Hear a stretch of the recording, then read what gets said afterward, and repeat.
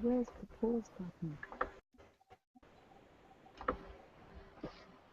Hello and welcome to the Ghost Hunting TV Talk Show. My name is Lee Steer and we are currently streaming live on paranormalmagazine.com, Ghosts of Britain YouTube channel. We are also streaming live on Project Reveal and Get Scared TV, and with me this evening I have Pat Crazy, who will be looking at the chat room and directing questions towards our guest on tonight's show, Rayleen. Would you like to introduce yourself and tell everyone a bit about what you're about? Oh gosh, do you have to do that to me, Lee? I thought you'd do that for me. I'm only joking. Hi everyone, my name's Rayleen Kable. Recently a part of the wonderful show called Haunting Australia, which I think and believe it's still happening in your area over in the lovely UK. Yeah, I did the filming with that as one of the main mediums in the show. I am the only female on the team, so I guess I was pretty honoured to be a part of such a wonderful team. I am a practicing medium clairvoyant and have been for over 30 years. Wow. Sorry, I've got a sense of humour, Lee, so hopefully your listeners do understand that I like to have fun. But yeah, just recently come from doing the Haunting Australia show. I also do TV here, live TV here in Australia on a show called Psychic TV. So yeah, I'm a little bit used to the screen. I don't know if it's a good thing or a bad thing, but I have a lot of fun with the audience, and love my work. How's that sum it up? Yeah, I think that's the most important thing. I think you've got to have fun with your work, because if not, it would not be enjoyable. So what actually started you in your career into the paranormal? What actually started me in my career of paranormal is as an investigator or as a medium? That's a good question. What did you start first? What was it, the medium? I was a medium before I was anything, yeah. So what started that then? Yeah, well, from a young age, I've been able to hear, see, feel, and sense. So for me, it was what wasn't actually paranormal, it was very normal. So as a medium, now as an adult, I'm a medium. As a child, I didn't know I was a medium. So yeah, it was. I've always just known it, so it's not really anything different.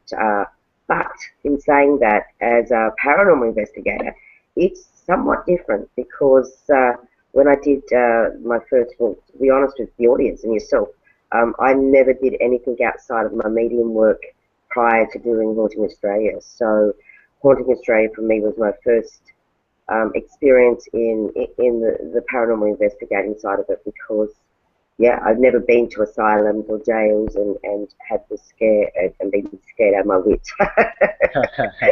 But I'm an honest person, so you know, my first ever investigation, I think it's the first episode on the show, I was actually in a place called Woodford Academy, and had a really horrible, unnerving spirit, kind of like get my attention. And you'll see me do a bit of a runner and nearly break my neck running down the stairs. You know, as time went on and we filmed more, I wouldn't say I got used to it, but I just realised that I had to look at things very differently. So yeah, so Haunting Australia was a door opening for me. The team, the wonderful team I work with, and I must mention some names here because they're all just amazing guys. And our lead investigator, Rob Demarest, from GHI, and everyone would know Rob more so because of his many years of experience. Amazing man, amazing team leader, and an amazing investigator. He was very, very understanding for all of us. He was very helpful and a big guide. We also have some wonderful guys from your end of the world, which is Ian Lawman, who's also the fellow medium, which is an amazing guy, a lot of fun, and very good at what he does. And so it was great. It was an honour to work with him. Also, the wonderful Ray Jordan, who was also an investigator. Then we had the wonderful Gaurav Tiwari and from India, who really leads the way in India with his amazing work over there with paranormal. And last but not least, our wonderful Alan Tiller here in Australia, who you know, prior to doing the show, I'd never met Alan, and it's quite amazing how much he actually knows and how much he likes to research any place he goes to. So, yeah, I think I'm rambling on here, Lee, so just cut me off if I do. But I do like to mention the team because, honestly, without these wonderful guys, I would not have had my first ever experience into the paranormal as an investigator. That's fine. This show's about you, so you can ramble on as much as you want to. Oh, no, don't say that. So, yeah.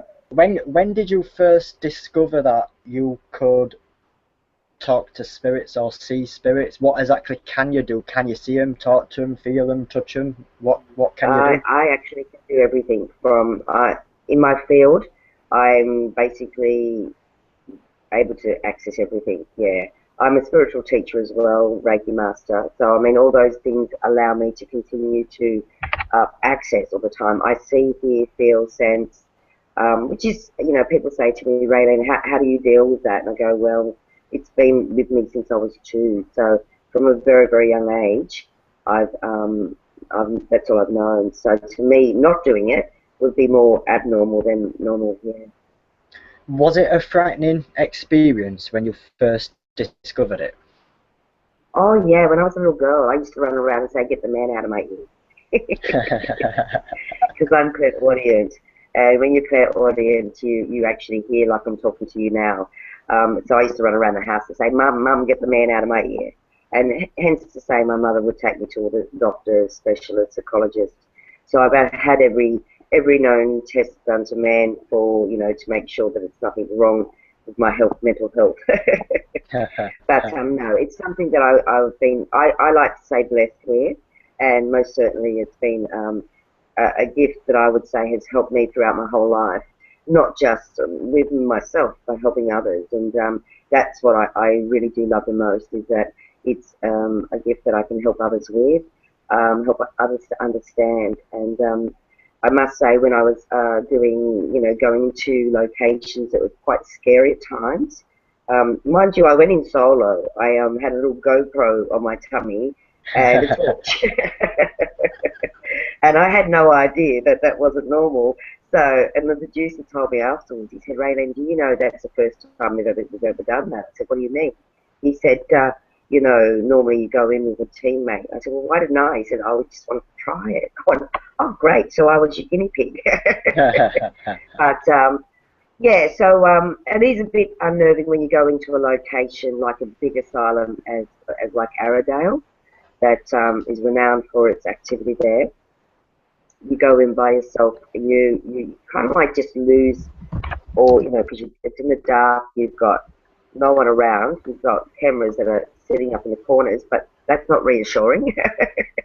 But yeah, you walk around, you can get very disorientated in bigger locations, especially when you don't know where everybody else is, and you've never been there before, and you're also sensing what the energy is, and if there's a spirit or 2 or 3 with you, you've got to kind of like work out what's what and why that spirit wants your attention and so forth. So yeah, it's quite, I love investigating, don't get me wrong. I initially went into the show doing the medium side, and I actually asked our teammate Rob if I could do a little bit of investigating. So he handed me a little voice recorder, and from there on I basically, yeah, I was amazed, because as a medium you see, hear, feel, and you reiterate to the people around you that, you know, this is what you're hearing, this is what you're sensing. But the most amazing thing I think I found for myself was when I would hear a voice from the other side and then capture it on a voice recording. That was mind-blowing to me, because I thought, oh my God, I could share that with the world. No, it's not just me hearing it, you know, other people can hear. And even like a disembodied voice, other people can hear what I'm hearing. So yeah, it was just amazing. Yeah, so what's the difference between being a psychic medium and an investigator in your eyes? What's the difference? Yeah. I'll always be a medium, and I guess the difference would be that, well, I'll give you an example for myself. When I went into the show, I had no idea what I was doing, in the sense of, apart from being a medium. So I went in purely as a medium. What I learned from it was, you know, when I'm doing my own practice here as a medium, I know what energy's around me. I know I can set the vibration to one, welcome those. If I've got a client who wants to connect with a loved one, I can set the vibration for them to walk into a loving, nurturing environment.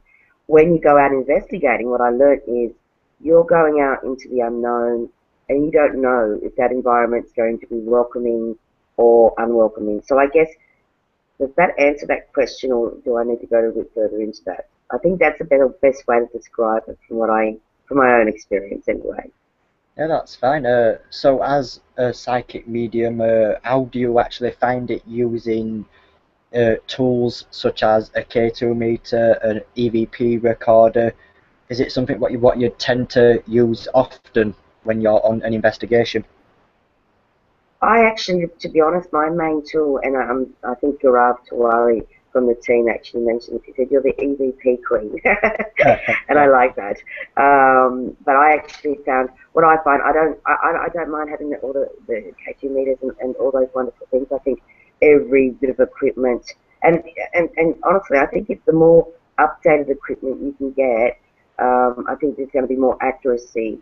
And I hope there's a whole lot more, you know, invented, to be honest, because I think there is certainly ways to communicate and get scientific evidence that, you know, spirits do exist. But my personal best piece of equipment would be my torch, firstly, and also my voice recorder.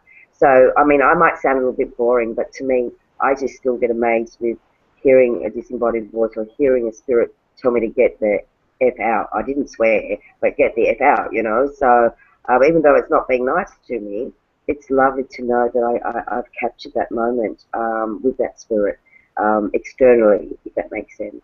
Yeah. So when you're doing EVPs and etc., how do you define if it's something paranormal or not?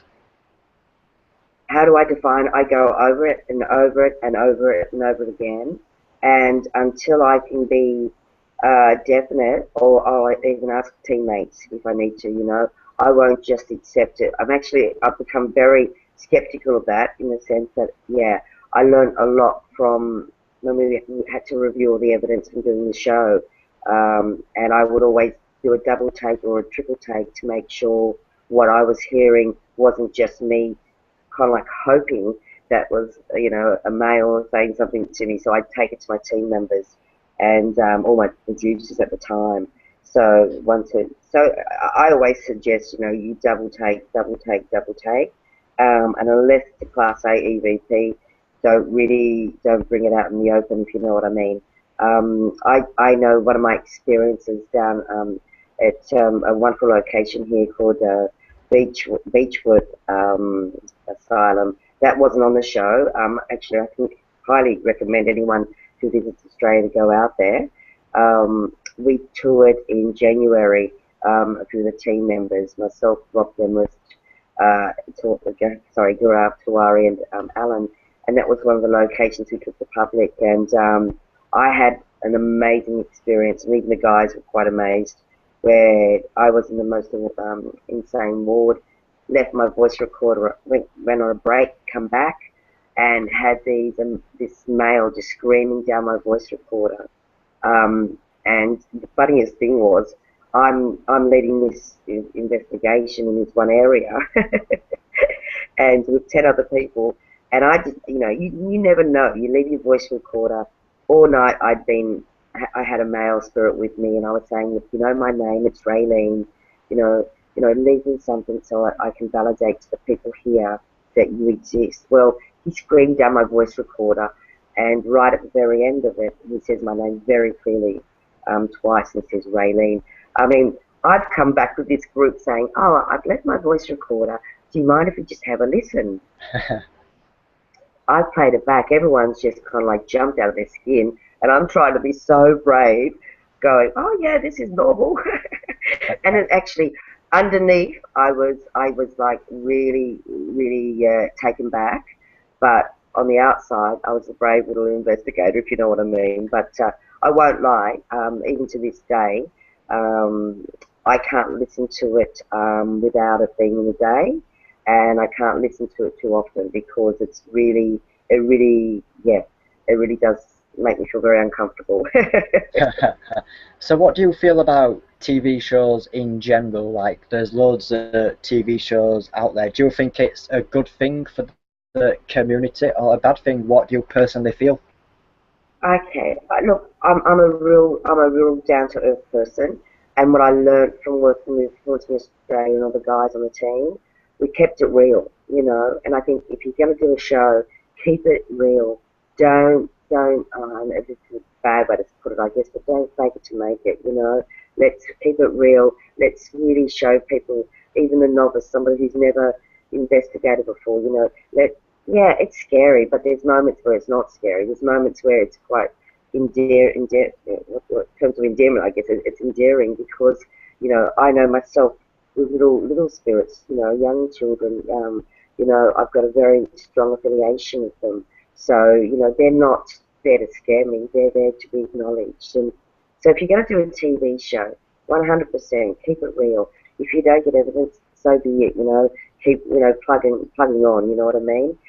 Because it is a wonderful industry. There's so much more to explore, and I think, you know, people can learn a lot, but, you know, do it the right way. Yeah. Yeah, we had Barry Fitzgerald on the show a couple of weeks ago, and he said that people are losing interest and the viewers' ratings are going down for paranormal shows. Would you say that's true or not? Mm. Well, I really don't know. I mean, I still get a lot of people here in Australia, and I've got a lot of beautiful fans and audiences from all around the world, which I feel very honoured. So thank you, everybody. Um, but I still get a lot of beautiful reviews from the show Haunting Australia. I mean, that's the only show I've done as in the paranormal, so I guess that's all I can say about that. But yeah, I'd like to think that there's going to be a renewal of interest in the paranormal shows. But I think what it is, yeah, keep it real. If you keep it real, people can keep an open mind to it, you know. And you know, there's still so much more. I mean, I've got ideas of what I'd like to do with the show, with the paranormal, and maybe that's great. You know, there's ways of doing it without it being the same. Bring in new equipment, bring in, you know, a new way of looking at things. You know, sometimes we just got to, you know, dress things up a bit better, if you know what I mean, and Yeah, bring yeah. new look into it. Yeah.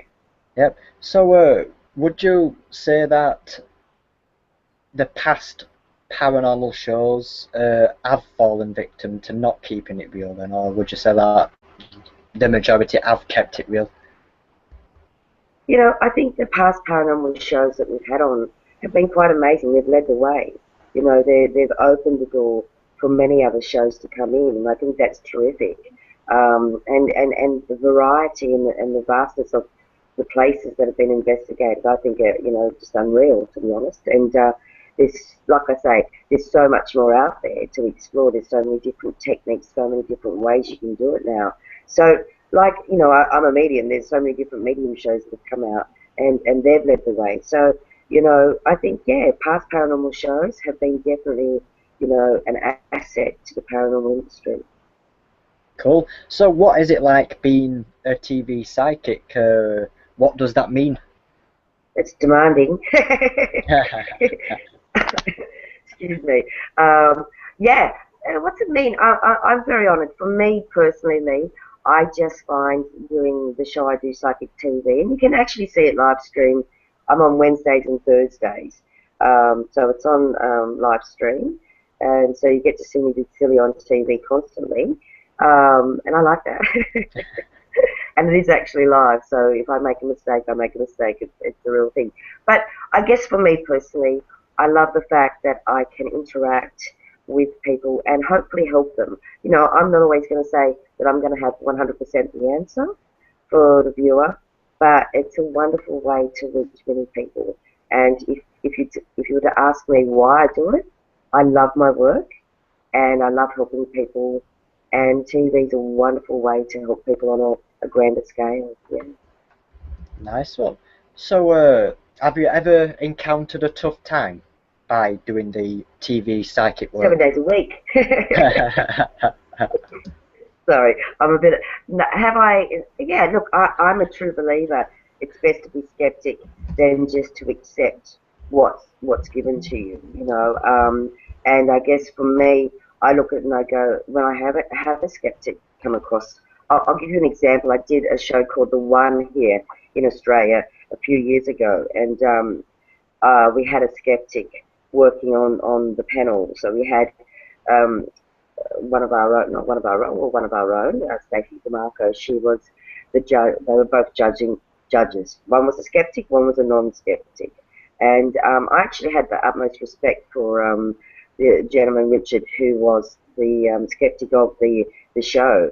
And excuse me, I think I was the only psychic that liked him. But that's okay. I respected his role. So I think I just got lost in what you asked me then. So I hope I'm still answering the question. But yeah, I think it's healthy to have an open mind, but not to accept everything. And regardless to who the psychic is, or the medium, or yeah, you know what I mean? Yeah, cool. Like I'm actually a skeptic myself when it comes to the paranormal, to spirits and etc. Great. And I'm not quite sure what to think about it, to be honest. But would you say because I am a skeptic that I've got less chance of seeing a spirit? Not necessarily, no. No, I wouldn't say a less chance. But my only concern with the skeptics is sometimes they can miss something that's right before their eyes, and that's because they are so skeptical that you may actually have an apparition walk right by you, and because you're skeptic, you might go, oh yeah, bit of smoke in the air. Do you know what I mean? So Yeah. no, you're not going to have less a chance, but obviously if you're more open, your sensories are going to be open, so you're going to be able to sense, feel, hear or see something a little bit more. So it's not less a chance, but it's slightly less, but not much. Yeah. Yeah. It's actually So you funny can be what as you say. skeptic all you like. Yeah, it's actually funny what you say actually, because people have said to me in the past, a spirit can walk up to me, pick me up and shake me, and I still won't believe. But Yeah, if exactly. if that really happened, then I'd probably think twice about it. But Yeah. I would want some video evidence to see something happening to me. So because I'd be like, have I just lost my mind? So I'd want that Yeah, well, video that's footage what could there. happen. Yeah, being a skeptic, that could happen. You could just think you're going nuts. But for the novice and the person that understands it and is open to it, it's kind of like it becomes very normal to a degree. Do you know what I mean? So, but I'd Yeah. love to take you out to beach work. You'll have to come to Australia, and I'll take you out to this asylum that I'm talking about. Yeah, Yeah. you'd love that. I bet I Hang would. with me, and there'll be It sounds activity. fun. Yeah, like I've been to it just confuses me because in the United Kingdom, like we've got centuries upon centuries of history, and obviously through all this time there's been deaths, fatalities, and tons of history. So the possibility of spirits being there is very high, I would say, if they ought to exist. And I've been to many locations, and I don't know. The more I investigate, the more skeptical I become. But there sometimes will be something that happens which I'm like, that's left me scratching my head. But for Yeah, me, yeah, the paranormal and something like a spirit is totally different in my eyes. As a skeptic, I've always said that I believe things can happen which can't be explained. But I mm, don't believe in spirits at this point. yeah. And look, and for me though, I must say it's one of those things where I kind of like look at it and go, it's so familiar to me. So I understand it would be very hard for anybody who's never experienced connecting with a spirit, whether it be, connecting, seeing, hearing, sensing, So I can imagine how it would be for yourself. It's like I'm always skeptic. I'm always the biggest judge of my own work. Do you know what I mean? So no one else has to be a skeptic for me. I actually have to double take and make sure that what I'm doing 100%. You know what I mean? So, Yeah, I do. Yeah, yeah. And as a skeptic, people who watch these shows know that I'm actually a respectful one. I'm not someone to judge someone. You know, the reason I actually do these shows is to get other people's views and opinions, and I will never say that I'm right, and I will never say that I'm actually wrong, because I think it's down yeah, to each person to make up their own minds about what they want to believe in. fantastic. That's wonderful. And I think that's just a beautiful way to be, Lee, to be honest. Like you say, you're interviewing me now, and there's several wonderful people that have come on your show, and I think that's wonderful for you to, even though you're a skeptic, to still allow your audience to be able to connect with people with different experiences, you know, and different backgrounds in what they've done with the paranormal. I mean, so you're a skeptic with an open mind, and I think that's the best skeptic to have around, you know? So that's not too bad, love. Yeah, but sometimes I tend to not tell people that I'm a skeptic beforehand, because Yeah, if they know that I'm a skeptic, they will automatically judge me before meeting me. yeah. So then they'll go, "Oh, stay away from that guy. He's a skeptic." Yeah, no, uh, I think it's good to ask the questions and just to really seek the evidence. And this is why I love investigating as a paranormal investigator. Is, you know, I know what I can see and sense. I don't doubt my work, but yeah, it's so amazing when you actually get evidence, whether it's a video on a video, or whether it's on, you know, still camera, on a voice recorder. You know, that to me is a little bit more evidential than just machines, you know, buttons going off, lights flying up. Do you know what I mean? yeah. Sorry, I shouldn't say it like that, but yeah, I totally respect I'm a that little bit though. like, sorry? I said I totally Thank you. respect what you said there though. I think it's true. Yeah, because, you know, things, you know, and the truth is, there can be certain things that happen with, you know, if you've got I can't even say the word, electronic things going off. You've got to be very careful where you place your meters, because if there is a source of energy coming from a point, a power point even, you know, you've got to be mindful of that when you're placing your equipment down. I mean, most locations don't have you know, electricity and things, because, you know, they're either castles or they're, you know, asylums, or it's too cold to, you know, set in, you know, to have anything plugged in anyway. But you know what I'm saying? So, but I'm a little bit like that. That's why I think I like EVPs, because it's a recording. Yes, it can contain, once you've taken away any background noise or anybody else that, you know, has been in the room, and you can dismiss all the things, and then you get the evidence. That's what I love about it, is it's a bit more concrete. Yeah. Yeah, yeah, exactly, and that's what we mainly want to talk about on the show. We want to mainly talk about how to make evidence better, how to present it better, and my two Yeah. cents on what you're talking about is actually, if you're doing EVP work, to try to use the same recorder twice. So you've got two recorders, the exact same one. So if you put them in the same spot, they should capture the same sound. And Exactly. also, lock off a camera watching them, because the majority of YouTube videos and etc., it will just show you an EVP clip with no video footage. Like, as a skeptic, I'll be thinking, well, who was around, who was there, what was the environment like when you've got a camera watching it, you can see everything. Mm. You can possibly see if it's been contaminated with. And with electromagnetic fields, with what you were talking about, yeah, I totally got to echo what you say. I think people need to really research on what they're using and how to use it and what it picks up, Yeah. because that's one of the main things what I noticed within paranormal teams. They will automatically assume, just because that meter is flashing, that it means spirit, but really it don't necessarily mean that. It just means it could That's be that. true. Uh, Yeah. so it's best to check your environment, check to see if there's any Wi-Fi signals, radio masses, and etc. Hmm. In the location what you investigate. So, have we got any questions, Power Crazy?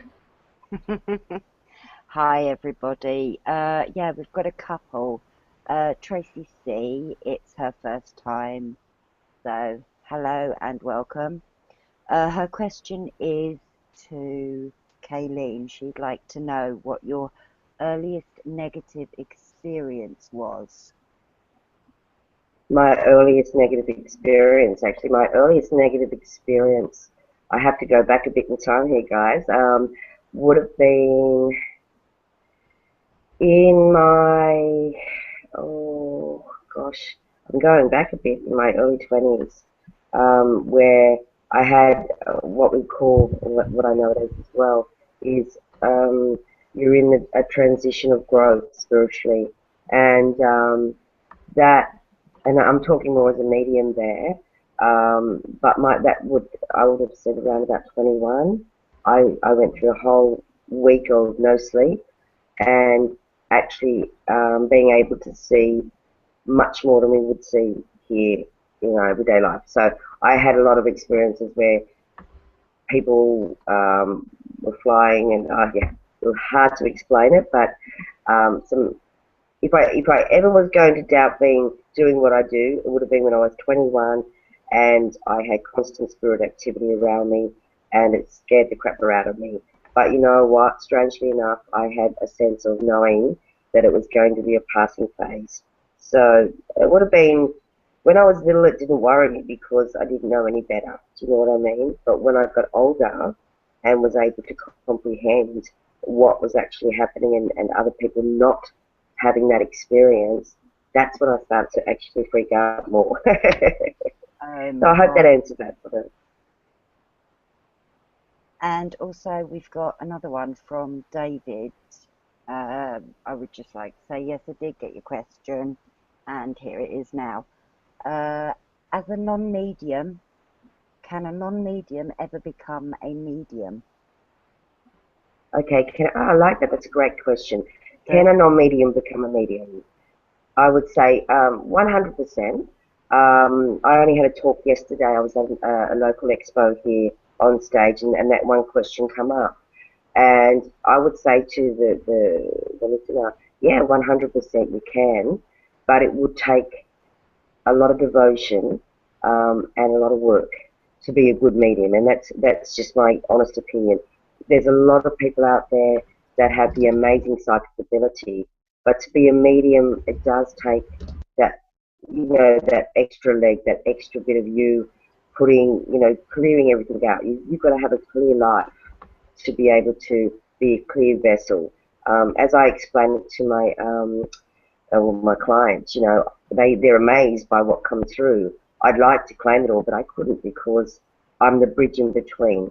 So the best way to explain it to the listener is, to be a clear channel, you really have to know, you have to sort your stuff out. You have to really do some deep work on yourself so you can be the best channel that you can be. But yeah, 100%, if you're a non-medium and you want to become a medium, work hard at it, be true to what you feel is right for you. And if you are meant to be even better at that than what you realise, you'll certainly be shown. I'm 100% behind people, exploring their deeper parts of who they are and their spirituality. So yeah, I hope that answers it, sweetie. In that case, thank you very, very much for that question, David. That was absolutely brilliant, and we did get to it in the end.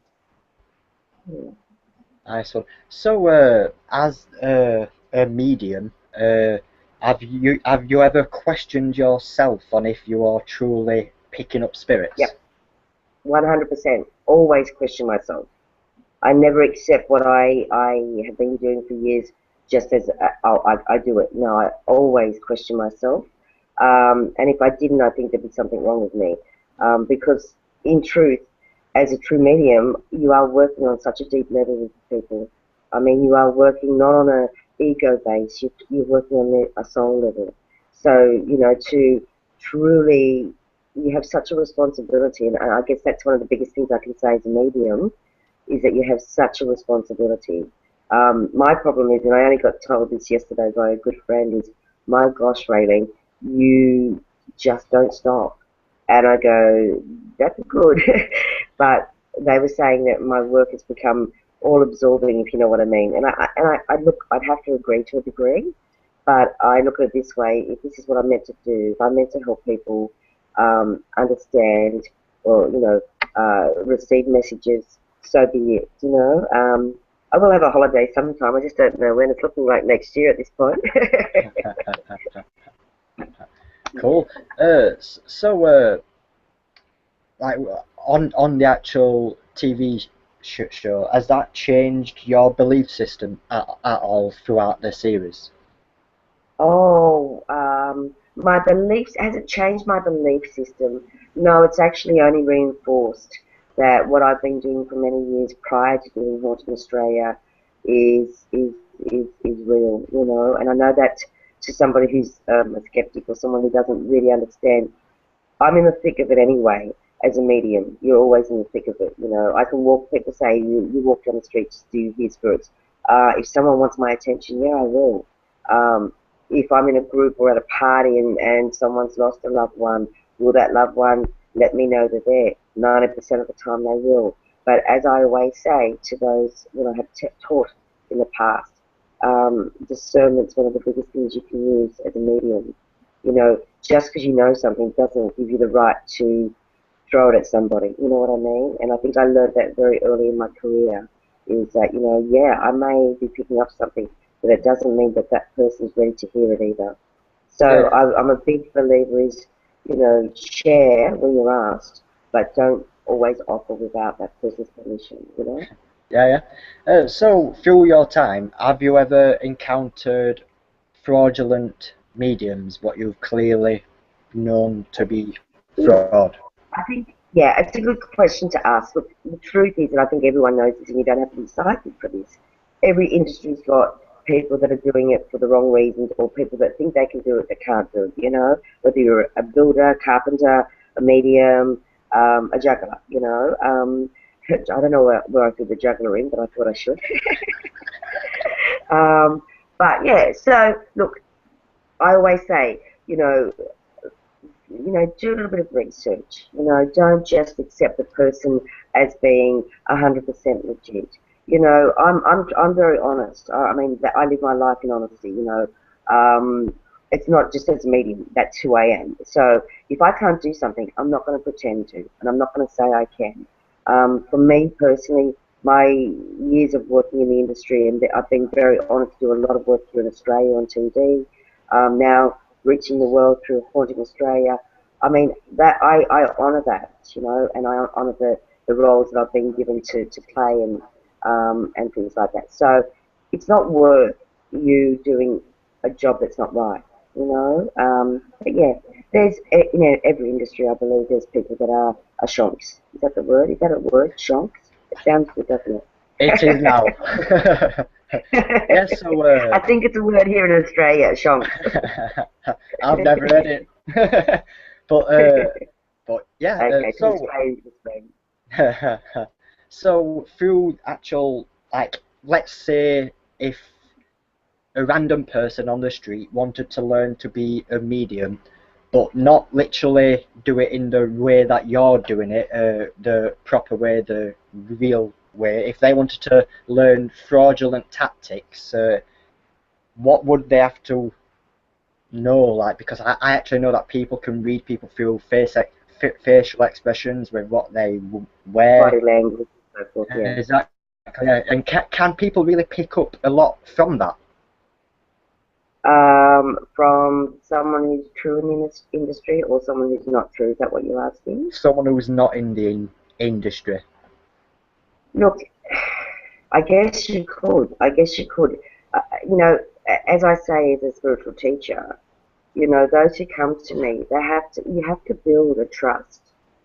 And if someone's teaching it and they're not being true in the industry, they've only got to build trust with the person that they're teaching. So, I mean, always have your awareness about you is what I would say. Always, like I say, do your research, especially if you're going to learn how to become a medium. I don't say do your research when you're doing paranormal investigating, because actually I don't want to know anything, because then that defeats my purpose as a medium.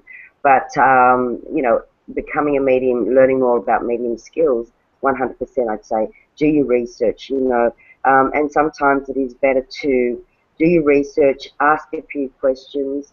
Also, you know, look at associations where people have been in the industry for a long time. That doesn't always mean it's a safe bet or a safe, you know, move, but, you know, and maybe go by word of mouth, people that would say this person has a good reputation, or look on their web page and look for testimonies, you know. Yeah, yeah. You know, you can't escape people trying to do the wrong thing, but if you use your own self-awareness, it will allow you to see between the lines, if you know what I mean. Yeah, I do, yeah. Let's change the tone actually. Let's stop talking about frauds and let's talk about what's been your best experience where you've actually shocked yourself with what you've picked up. Oh, that's a very hard one, Lee, to be honest, because I've had so many amazing, and I'm being very truly honest with you, so many amazing experiences. I do a lot of behind the scenes things as well. So, for instance, I do a lot of work with people with cases. I've done murder cases as well, and I won't make it grim, and missing persons. I do a lot of that as well, but it's not always publicly known because a lot of people it may be publicly advertised on TV because it's big cases. But, you know, I guess for me, I've had that many, and I really couldn't narrow it down. I'd be unfair to the many souls that I've worked with, but I've had so many amazing experiences. And I guess that's what keeps my love in what I do, is because I've seen and heard so many wonderful results from, you know, a session with a person. And you know, that's what I love about my work is that it's not really work, but it's and when it has some positive results, more positive than negative, I'm a happy girl. That's it. I believe there's some more questions. Power crazy. I think there are, my loves. Right. Tracy K, do you have guides or protectors that you work with on the other side, Kayleen? Yeah, Tracy, to answer that for you, darling, 100%. You know, I could talk all day about guides and things like that because I love the field. But me personally, yes, I do. Are they always the same guides? Sometimes not. You know, sometimes they are a new guide. Most guides, though, and most of whom I work with on the other side, actually work with me consistently. They've got a lot of work to do. They keep me on my toes. But yeah, it's all I do, sweetheart. And I do believe that we all have some form of protection, whether it be a loved one that's passed that watches over us, whether it be a spirit guide that you've never connected with but has been with you this lifetime and many lifetimes. You know, it's definitely a good question. So I hope I've answered that for you. So, Tracy, yeah. Not bad. Also, I've got one more question here. Are you born with your gifts? Well, I presume that is, were you born with your gifts? Okay, that's a good question. Am I born with a gift? My perception of being born with it, obviously, I was meant to do what I'm doing. I couldn't necessarily say, I don't know, that's a good question. I don't know how to answer that in all honesty, but I would say that I've only ever known it. So the perception of was I born with it? I guess people might say, yeah, she was born with it, but I've had it ever since I can remember. So I couldn't really answer that honestly and say, yes, I was born with it, because I really don't know on that deeper level. But I certainly know it's something that from the moment I could understand anything and hear and sense, that it's something that's been my world. Um, yeah, I hope that I answered that the best way. Well, I answered that the best way I could. You did, my love, you did. Thank you. Nice one.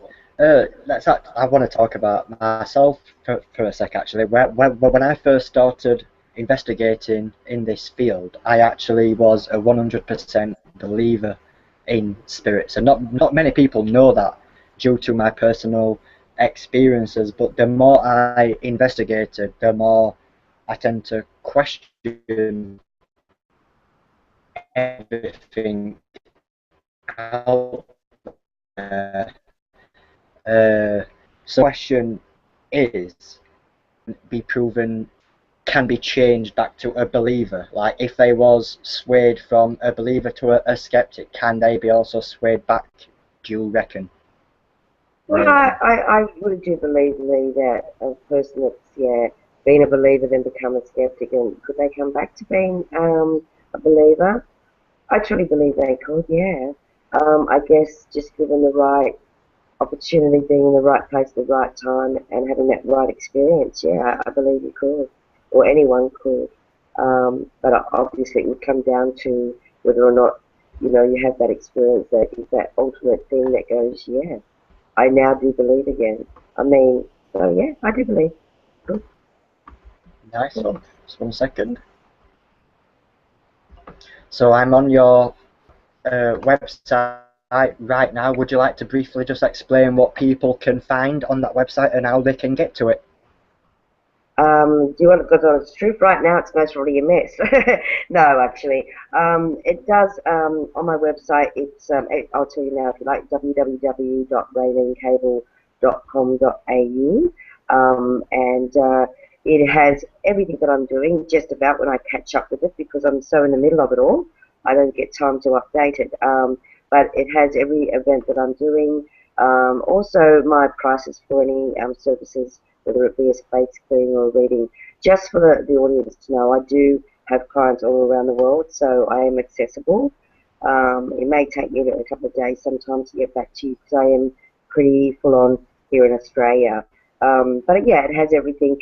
Also, I recommend my Facebook because I generally do a lot of plugging on my Facebook and where I'm going, what I'm doing, and have a little bit of fun sometimes when I get a chance. So it's you can find me. Just Google Rayleen Kable, but it is Rayleen because a lot of people spell it very different. And K for kangaroo, as I say, for cable. So I hope that helps. Yeah. No problem at all. So I'd like to thank everybody watching on YouTube.